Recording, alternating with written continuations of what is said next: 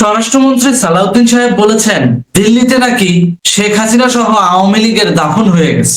আওয়ামী লীগের রাজনৈতিক পতন হয়েছে, দাফন হয়ে গেছে দিল্লিতে। সেই আওয়ামী লীগ বাংলাদেশে আর কোনোদিন রাজনীতি করতে পারবে না। দিল্লিতে যদি শেখ হাসিনা ও আওয়ামী লীগের দাফন হয়ে যায় তাহলে আপনারা কিসের প্রস্তুতি নিচ্ছেন আর কি প্রস্তুতি নিচ্ছেন শেখ হাসিনার প্রত্যাবর্তন ঠেকানোর জন্য, সেই বিষয়টা এখন সামনে আনা যায়। যদি সত্যি সত্যি আওয়ামী লীগ এবং শেখ হাসিনা দাফন হয়ে থাকে তাহলে আপনারা প্রস্তুতিটা নিচ্ছেন কিসের?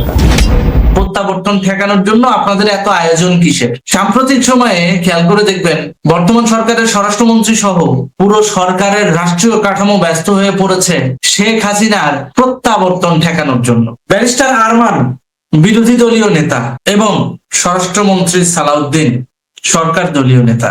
এই আমি আর মামু সংসদে যামু, আমরাই সংসদে এই গোষ্ঠীটা যৌথভাবে শেখ হাসিনাকে ঠেকানোর জন্য ইতিমধ্যে পশ্চিমা গোষ্ঠীর সহযোগিতা নিচ্ছে। এখন বলতে পারেন কোন পশ্চিমা গোষ্ঠী? ওই পশ্চিমা গোষ্ঠী যারা জামাতের দ্বারা পেট্রোনাইজড। বিষয়টা আরেকটু খোলাসা করে বলি। মীর কাসেম আলীর কথা আপনাদের সবার মনে আছে। যুদ্ধ অপরাধের দায়ে যাকে গ্রেফতার করা হয়েছিল, পরবর্তীতে বিচারের পর ফাঁসি দেওয়া হয়। সেই মীর কাসেম আলীর ছেলে ব্যারিস্টার আরমান মিরপুরের এমপি বর্তমানে। এখন তিনি নিউ ইয়র্ক থেকে টাকা পাচ্ছেন কিভাবে? কারা দিচ্ছে টাকা? সরাসরি পশ্চিমা গোষ্ঠী টাকা দিচ্ছে না।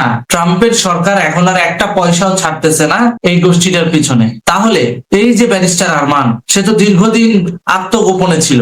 তার ভাষায় যদি বলি, সে বলেছে সে নাকি গুম ছিল। আমি নিজে গুমের শিকার। সালাউদ্দিন সাহেব যখন জুলাই আন্দোলনের ওই অনুষ্ঠানে যায় ডাইরেক্ট বলে, আমি, আমার নেতা জনাব তারেক রহমান, দুজনেই আমরা নির্বাসিত ছিলাম। যদি আমরা নির্বাসিত না থাকতাম হয়তো এই জুলাইয়ের মতো একটা অভ্যুত্থান সফলভাবে সমাপ্ত করা সম্ভব হতো। আমি এবং আমার নেতা তারেক রহমান নির্বাসিত ছিলাম। যখন এই কথাটা বলেন তখন আমাদের মনে প্রশ্ন জাগে, তাহলে ভাই তুই যে নিজেরা বললি যে তুই এতদিন গুম ছিলি, তাহলে কোনটা সত্য? তুই সত্যি সত্যি গুম ছিলি নাকি নির্বাসিত ছিলি? ঠিক একই প্যাটার্নে ব্যারিস্টার আরমান যে নিজেকে গুমের শিকার দাবি করে, আদৌ কি সে গুম ছিল? ছিল না, বরং এটা ছিল নাটক। তারা মূলত আত্মগোপনে ছিল আমেরিকাতেই, এবং সেখানে থেকেই তারা তাদের মেটিকুলাস ডিজাইন, এই আয়না ঘরের ন্যারেটিভ, এগুলো বাস্তবায়ন করতো। যাকে সেটা তো পরে আসছে। কিন্তু বর্তমান সময়ে যেহেতু আমেরিকান গভর্নমেন্ট টাকা দিচ্ছে না, তাহলে তারা শেখ হাসিনার ঠেকানোর জন্য এত আয়োজন বাস্তবায়ন করছে কিভাবে? টাকা আসছে কোথা থেকে? খেয়াল করে দেখবেন শেখ হাসিনা যে ডিসেম্বরে ফেরার ঘোষণা দিয়েছে, তখনই এখন জুলাই পন্থীরা জুলাইয়ের ওই আগের ফুটেজ, কিভাবে তারা জুলাইতে প্রোপাগান্ডা চালাইছে, কিভাবে তারা জুলাইতে কি কি হারাইছে না হারাইছে, ইমোশনালি এগুলোকে প্রমোট করা শুরু করছে। ঠিক ওই জুলাইয়ের ওই পন্থীরা যারা জুলাই আন্দোলনে শেখ হাসিনা সরকারের বিরোধিতা করে শেখ হাসিনা সরকারকে উৎখাত করার জন্য মেটিকুলাস ডিজাইনের অংশ হিসেবে উল্টাপাল্টা এআই ফুটেজ দিয়া সাধারণ মানুষকে বিভ্রান্ত করেছিল, ঠিক একইভাবে এখনো সেই একই কাজটাই করতেছে। ফান্ডিং আসে কোত্থেকে? টাকা আসে কোত্থেকে? টাকাটা দেয় মীর মাসুম আলী, অর্থাৎ মীর কাসেম আলীর ভাই।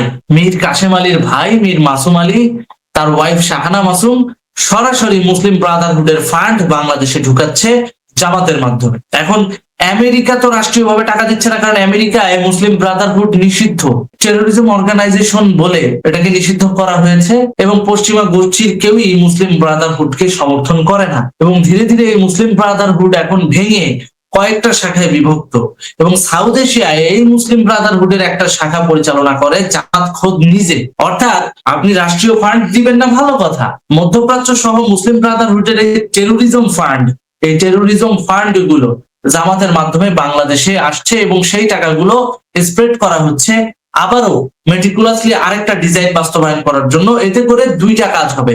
নাম্বার ওয়ান, তারেক রহমানের সরকারকে ফেলে দেওয়া যাবে এবং তারা সরকার গঠন করতে পারবে এবং তাদের সরকার গঠনের পথ সুগম হবে।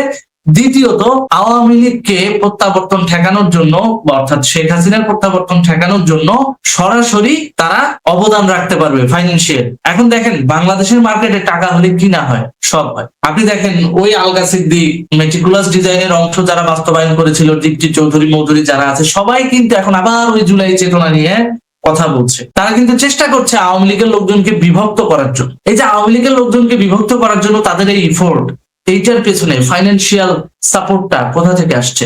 ওই মুসলিম ব্রাদারহুডের ফান্ড। এখন বলতে পারেন, ভাই আপনি এত নিশ্চিত হয়ে কিভাবে বলছেন? আমি নিশ্চিত হয়ে এ কারণে বলছি, আলী হোসেন ওসামা নামে একজন মাওলানা আছে বাংলাদেশে। তিনি কিন্তু ইতিমধ্যে তার কার্যক্রম শুরু করে দিয়েছে। কোথায়?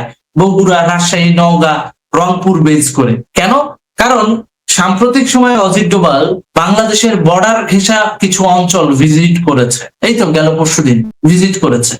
ভিজিট করে সে বাংলাদেশের ম্যাপ এবং সীমানা নিয়ে তাদের দেশে একটা প্ল্যান করছে, কিভাবে শেখ হাসিনাকে প্রত্যাবর্তন করানোর আগে বর্ডার সিকিউরিটি স্ট্রং করা যায়। ঠিক এই খবরটা আমাদের কাছে আসতে আসতে পক্ষান্তরে পাল্টা খবর আরেকটা শুনি, জামাত এবং বিএনপি তারাও চেষ্টা করছে বিভিন্ন জায়গায় অর্থাৎ রংপুর, রাজশাহী, নওগাঁ, বগুড়া এই অঞ্চলগুলোতে মুসলিম কমিউনিটি অর্থাৎ জামাতের কমিউনিটিকে সুসংগঠিত করার কার্যক্রমটা তারা পরিচালনা করছে, তারাও তার মানে কাজ করছে।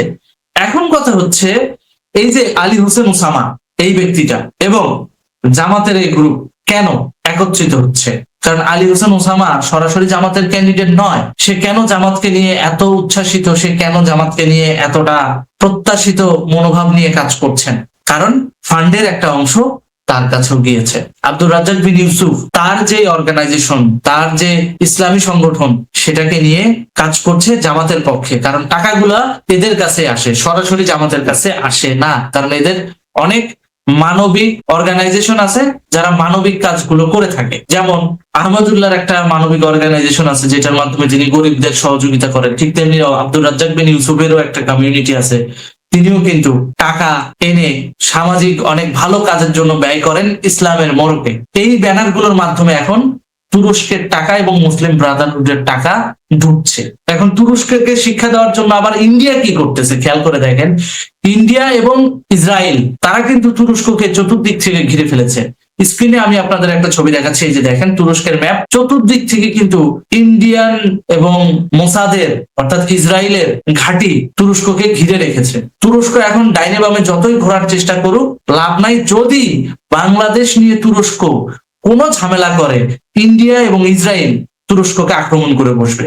আর এ কারণেই তুরস্ক কিন্তু সরাসরি ফান্ডিংটা দিচ্ছে না। তুরস্কের মধ্যে থাকা যে মুসলিম ব্রাদারহুড কমিউনিটি যারা তুরস্কের সীমানার বাইরে আছে, অর্থাৎ আমেরিকা আছে, ইউরোপে আছে, তাদেরকে দিয়েই মূলত ফান্ডটা জামাতের কাছে পৌঁছাচ্ছে। তার মানে বুঝতে পারছেন তুরস্ক সরাসরি ফান্ডিং করতে পারবে না, তার মানে জামাতিদের টাকা বন্ধ। আমেরিকাও টাকা দেবে না, তার মানে জামাতিদের ফান্ডিং বন্ধ। এখন জামাতের কাছে অপশন একটাই খোলা আছে, টেরোরিজম অর্গানাইজেশনের কাছ থেকে টাকা নিয়ে আসা। এবং জামাত সেটাই করছে, মুসলিম ব্রাদারহুডের কাছ থেকে টাকা নিয়ে আসছে এবং সেই টাকা এনে বাংলাদেশে তারা কাজ করছে। বাংলাদেশে দেখবেন হঠাৎ করে ইসলামিক এনজিও গুলো, মানে যে এনজিও গুলো ইসলামকে প্রমোট করে পরিচালিত হয়, সেই এনজিও গুলোর সমাজ সেবা হঠাৎ করে বেড়ে গেছে। টাকা আসে কোত্থেকে? এইটার মাধ্যমে ফান্ড গুলো পৌঁছাচ্ছে। কোনো কোনো ক্ষেত্রে অনেক ইনফ্লুয়েন্সার যারা ফেসবুক, ইউটিউবে কন্টেন্ট তৈরি করেন ইসলামের মোড়ক ইউজ করে, একেবারে খাঁটি মুসলিম সাজার, মোমেন্ট সাজার চেষ্টা করেন, তাদের মাধ্যমেও অনেক সময় অনেক ফান্ডিং যাচ্ছে। বিষয়গুলো ওয়ান বাই ওয়ান পর্যালোচনা করলেই বেরিয়ে আসবে। সালাউদ্দিন সাহেব বলছে দিল্লিতে হাসিনা দাফন হয়ে গেছে। এই একটা জায়গায় সালাউদ্দিন সাহেবদের প্রেডিকশন কিন্তু ভুল হচ্ছে। তারা ভাবছেন শুধুমাত্র শেখ হাসিনাকে ঠেকালেই তাদের রাজনৈতিক বিজয় হবে। নো, আপনারা শেখ হাসিনাকে যদি ঠেকানো, শেখ হাসিনা যদি দেশে প্রত্যাবর্তন নাও করতে পারে, তারপরও বাংলাদেশে যেভাবে জঙ্গিবাদের উত্থান হয়েছে তাতে সরাসরি ইসরায়েল এবং ভারত বাংলাদেশে আক্রমণ করে বসতে পারে। ভারত যদি আক্রমণ নাও করে, ইসরায়েল কিন্তু ঠিকই করবে। এই ঝুঁকি কিন্তু বাংলাদেশের থেকে যাচ্ছে। টাকা আসতেছে, যুদ্ধ অপরাধের দায়ে ফাঁসি দেওয়া মীর কাসেম আলীর ছেলে ব্যারিস্টার আরমান এবং তার চাচা মীর মাসুম আলী এবং তার ওয়াইফ শাহানা মাসুম এই ফাইন্যান্সিয়াল গ্রুপটাকে সরাসরি পরিচালনা করছে, যেখানে বাংলাদেশ থেকে রিপ্রেজেন্টেটিভ হিসেবে কাজ করছে ব্যারিস্টার আরমান। ওই জন্য খেয়াল করে দেখবেন জামাতি নেতা কর্মীদের কিন্তু কোনো শোরগোল নাই। তারা কিন্তু একটা কথাই বলতেছে যে তারা 168টা আসন নিয়ে জিতছিল, কিন্তু বিএনপি জোর করে সরকার গঠন করছে, তাদেরকে ইলেকশন ইঞ্জিনিয়ারিং করে বিরোধী দল বানিয়ে রাখা হয়েছে। জামাতের দাবি কিন্তু এটা, খেয়াল করে দেখবেন। এবং এক এক করে বিএনপির অনেক এমপি মন্ত্রীকে কোর্ট থেকে রায় নিয়ে এসে এমপি গিরি বাদ দিয়ে জামাতকে জিতায় দিবে। সামনে এই ধরনের একটা গেম কিন্তু বাস্তবায়ন হবে। বিএনপি কে ঠেকানোর জন্য এই একটা ডিজাইন কিন্তু জামাতের রেডি আছে। আরেকটা বিষয় খেয়াল করে দেখবেন, তারা কিন্তু হঠাৎ করে বাংলাদেশে উস্কানি ছড়ানোর চেষ্টা করছে, বিশেষ করে এনসিপি এবং জামাত, যাতে করে জুলাইয়ের মতো আরেকটা উত্তাল পরিস্থিতি তৈরি করে বিএনপি কে সহজেই নামিয়ে ফেলা যায়। আর বিএনপি কে নামাইতে পারলে সরকার গঠন করবে জামাত, আর আর এদিকে ডক্টর ইউনূসকে রাষ্ট্রপতি ঘোষণা করে দিয়া শফিকুর রহমান অথবা নাহিদ দুইজনের একজনকে সরকার প্রধান বানাবে। এটাই হলো ওদের প্ল্যান। এখনো যদি বিএনপি তার নিজের ভালো না বোঝে এবং বাংলাদেশে শেখ হাসিনার প্রত্যাবর্তনে এবং রাজনৈতিকভাবে আওয়ামী লীগ, যুবলীগ, ছাত্রলীগের নিষেধাজ্ঞা তুলে নিতে তারা যদি রাষ্ট্রীয়ভাবে এখনো কাজ না করে, তাহলে ভবিষ্যতে বিএনপির কপালে দুঃখ আছে। এখন বলতে পারেন ভাই আপনি যে কথাগুলো বলছেন সেটার বাস্তবিক প্রমাণ কি?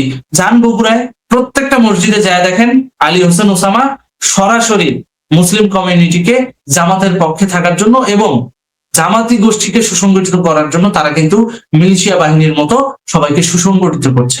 তাদের জঙ্গিবাদী কর্মকাণ্ড তারা চালাচ্ছে রাজশাহী, বগুড়া, নওগাঁ এই সমস্ত অঞ্চলে। যান না, খোঁজ লাগান, পেয়ে যাবে। আমার মুখের কথায় বিশ্বাস করার দরকার নেই। আরেকটা বিষয় হচ্ছে সাতক্ষীরা সহ বর্ডার অঞ্চলের অনেক মসজিদে টাকা চলে গেছে। সৌদি থেকে টাকা আইনা, অর্থাৎ সৌদির সরকারি জাকাত ফান্ডের টাকা আইনা, কিং সালমানের ফাউন্ডেশনের টাকা নিয়ে আইসা বর্ডার এরিয়া কেন্দ্রিক যতগুলো মসজিদ আছে প্রত্যেকটা মসজিদে বিতরণ করা হয়েছে।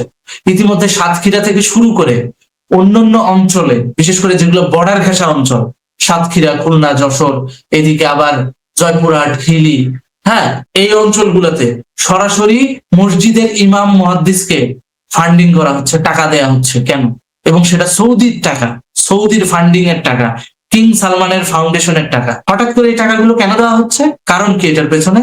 ওই মেটিকুলাস ডিজাইন, যেটা বুঝতে বিএনপি যদি এখন দেরি করে তাহলে ভবিষ্যতে বিএনপির কপালে দুঃখ আছে। শেখ হাসিনা তো ফিরবে, এতে কোনো সন্দেহ নাই। শেখ হাসিনা ফিরবে, বাংলাদেশ মুক্ত হবে, ভবিষ্যতে বাংলাদেশের সার্জিক্যাল অ্যাটাক আসবে, এমনকি জঙ্গিবাদ প্রতিরোধে, জঙ্গিবাদ দমনে ভারতের সাথে যৌথভাবে কাজ করবে বাংলাদেশের প্রশাসন, সেটাও ঠিক আছে।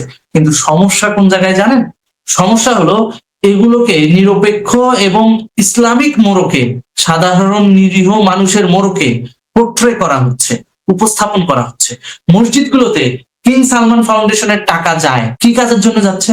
সৌদির যদি কোনো এজেন্ডা না থাকতো বা সৌদির যদি এখানে কোনো স্বার্থ না থাকতো তাহলে টাকাগুলো কি এমনি এমনি দিচ্ছে? কিং সালমানের এই টাকাগুলো বিতরণ হচ্ছে জামাতি সংসদ সদস্যদের মাধ্যমে। এমনকি কুয়েতের স্টেট ডিপার্টমেন্ট টাকা পাঠাচ্ছে। কেন পাঠাচ্ছে এই টাকাগুলো? বাংলাদেশে কুয়েতের ইন্টারেস্টটা কি বুঝতে হবে।